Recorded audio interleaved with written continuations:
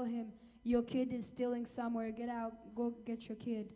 ryazina ryo kuvuga ngo kwa pasiteri ahubwo bakazavuga ngo iwabo na wa mwana w'umwibyi. Instead of saying to the pastor's house, they would say to that kid who steals, to that thief's house, to the ariko thief's house. nshimira Imana ko izina rya pasiteri ryagarutse ubu nyine. But I thank God for the name of the pastor came back.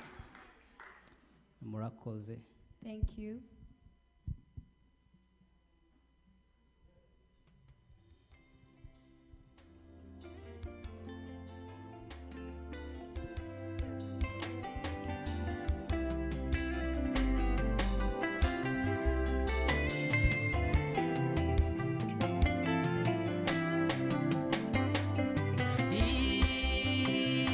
Isi yose yuzuye amaganya n'imibabaro. Isi yose yuzuye amaganya n'imibabaro. Itegwa n'umwanzi wacu Satani. Itegwa n'umwanzi wacu Satani.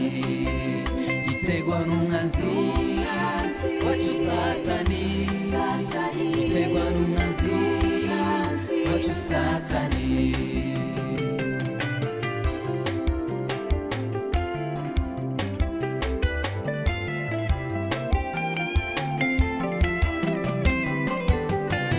Agwanye imitima yacu, nyamara dufite uwo twamenye ni Yesu Kristo.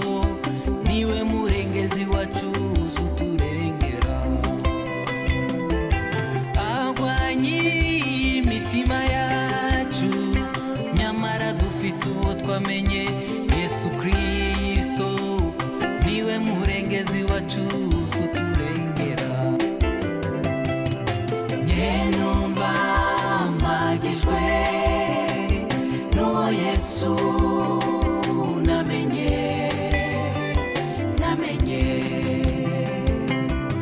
Uwo niwe gisubizo cy'ibibazo byanjye. Ibyo wankoreye mwami Yesu ni byinshi,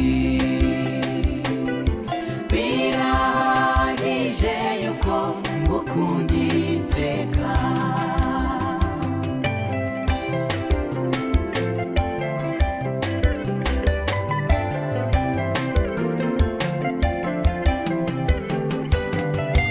Umwami wanje Yesu aje ahinduka,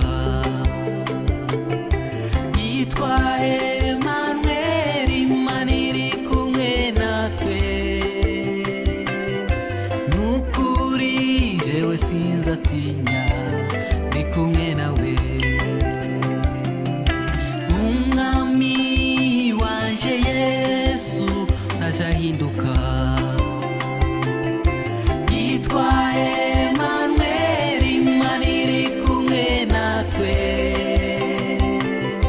Nukuri jewe sinzatinya, ndi kumwe nawe.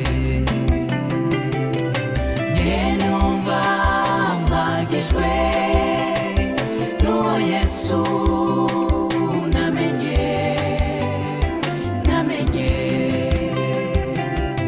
Uwo niwe gisubizo cy'ibibazo byanjye.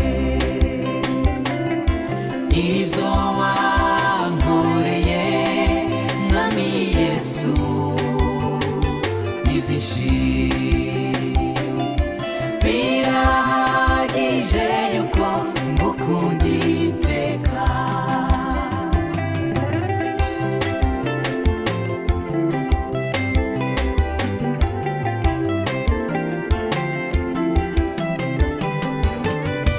Mimi nimesikia, nimetosheka.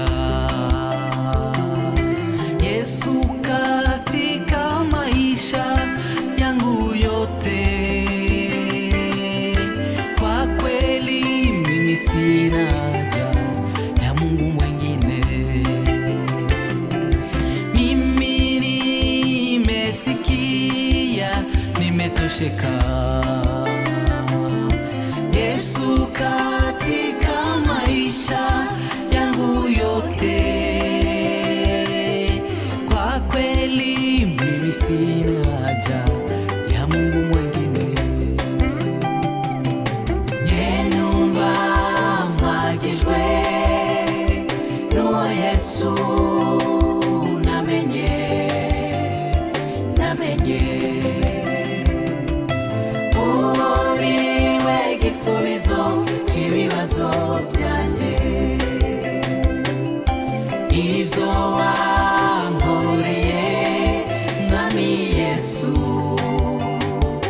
byinshi